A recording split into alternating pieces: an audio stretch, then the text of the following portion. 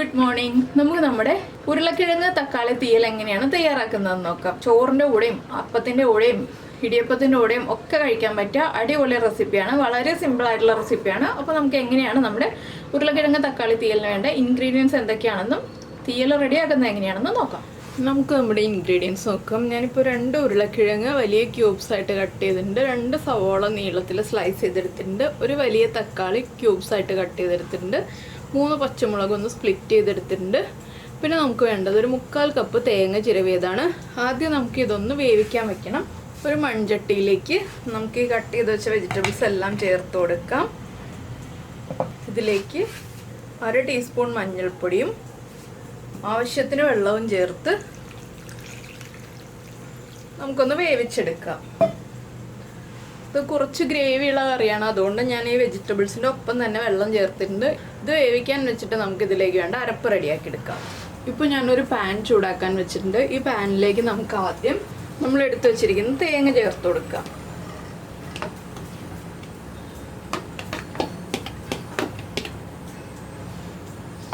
തേങ്ങയിലേക്ക് 1/2 teaspoon കുരുമുളക് ചേർക്കുക, 4-5 ഇതൾ കറിവേപ്പില ചേർക്കുക.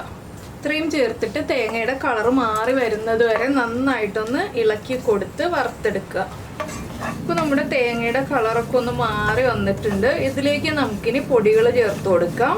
1 ടേബിൾ സ്പൂൺ മല്ലിപ്പൊടി, 3/4 ടീസ്പൂൺ കാശ്മീരി ചില്ലി പൗഡർ.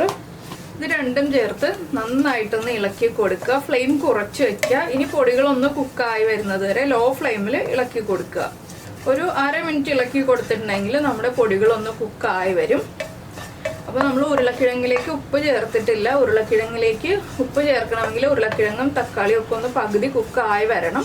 അതിനുശേഷം മാത്രം ഉപ്പ് ചേർത്ത് കൊടുക്കുക. ഈ തേങ്ങ ഒന്ന് കുക്കായി വന്ന് പൊടികൾ കുക്കായി കഴിയുമ്പോൾ നമ്മൾ ഫ്ലെയിം ഓഫ് ചെയ്ത് വെച്ചിട്ട് ചൂട് നന്നായിട്ട് മാറി കഴിയുമ്പോൾ കുറച്ച് വെള്ളം ചേർത്ത് മിക്സിയിൽ അരച്ചെടുക്കുക. നല്ല ഫൈൻ പേസ്റ്റ് ആയിട്ട് അരച്ചെടുക്കുക. അപ്പോൾ ഇനി ഞാനിതൊന്ന് ചൂട് മാറിയിട്ട് അരച്ചെടുക്കട്ടെ. അപ്പോൾ നമ്മുടെ ഉരുളക്കിഴങ്ങ് ഒരു 3/4 ഭാഗം കുക്കായി കഴിഞ്ഞു. നമുക്കിതിലേക്ക് ആവശ്യത്തിന് ഉപ്പ് ചേർത്ത് കൊടുക്കാം. ഉപ്പ് ചേർത്ത് നന്നായിട്ടൊന്ന് ഇളക്കുക. ഈ സമയത്ത് ഞാൻ നമ്മുടെ അരപ്പ് അരച്ചെടുത്തിട്ടുണ്ട് കേട്ടോ.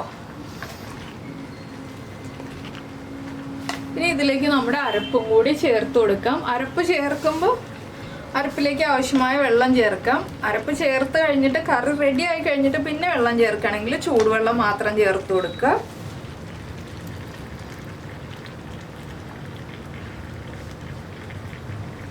അരപ്പും കൂടി ചേർത്ത് നന്നായിട്ടൊന്ന് ഇളക്കി മിക്സ് ചെയ്തതിന് ശേഷം നന്നായിട്ടൊന്ന് തിളപ്പിച്ചെടുക്കുക. ഇത് നന്നായിട്ട് ഈ കറി ഒന്ന് തിളയ്ക്കണം. ഈ സമയത്ത് തന്നെ നമുക്ക് ഇതിലേക്ക് വേണ്ട വറവിൻ്റെ കാര്യങ്ങൾ നോക്കാം.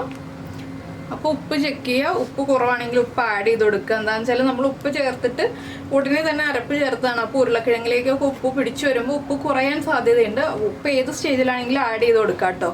ഇനി നമുക്ക് വറവ് ചേർക്കാനായിട്ട് വെളിച്ചെണ്ണ തന്നെ വേണം. അപ്പോൾ ഈ കറി ഇവിടെ ഇരുന്ന് തിളയ്ക്കട്ടെ. ഇപ്പോൾ പാൻ ചൂടായിട്ടുണ്ട്. പാനിലേക്ക് ഞാൻ വെളിച്ചെണ്ണ ഒഴിച്ചു. വെളിച്ചെണ്ണയിലേക്ക് നമുക്ക് ആദ്യം ഒരു 3 വറ്റൽമുളക് ചേർക്കാം. വറ്റൽമുളകിൻ്റെ കൂടെ തന്നെ 2 തണ്ട് കറിവേപ്പിലയും കൂടി ചേർക്കാം. ഇനി കറിവേപ്പിലയും വറ്റൽമുളകും ഒന്ന് കുക്കായി വരണം.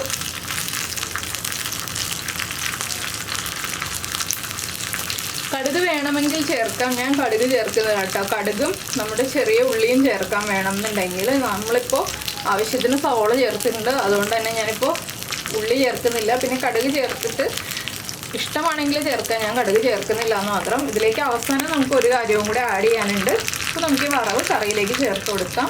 അപ്പോൾ നമ്മുടെ കറി നന്നായിട്ട് തിളച്ചുകൊണ്ടിരിക്കുന്നുണ്ട്. ഇതിലേക്ക് നമ്മുടെ വറവും ചേർത്തിട്ട് ഇനി നമ്മളിതിലേക്ക് ചേർക്കുന്നത് 1/2 ടീസ്പൂൺ പെരിഞ്ജീരകം പൊടിച്ചത്. ഇത്രയും ചേർത്ത് നന്നായിട്ടൊന്ന് ഇളക്കി മിക്സ് ചെയ്യുക. ടേസ്റ്റ് ചെയ്ത് നോക്കുക. ഉപ്പ് കുറവാണെങ്കിൽ ഉപ്പ് ചേർത്ത് കൊടുക്കുക. എരിവ് കുറവാണെങ്കിൽ കുരുമുളക് പൊടി ചേർക്കുക. ഇത്രയേ ഉള്ളൂ നമ്മുടെ ഉരുളക്കിഴങ്ങ് തക്കാളി തീയൽ. അപ്പോൾ എല്ലാവർക്കും ഈ ഒരു റെസിപ്പി ഇഷ്ടമായിട്ടുണ്ടാവുമെന്ന് വിചാരിക്കുന്നു. ഇനി ഫ്ലെയിം ഓഫ് ചെയ്ത് വെച്ചാലും ചട്ടിയുടെ ചൂടുകൊണ്ട് കറി തിളച്ചുകൊണ്ടേയിരിക്കും. കുറച്ച് സമയം മൺചട്ടിയിലായതുകൊണ്ട് കറി തിളയ്ക്കും കേട്ടോ.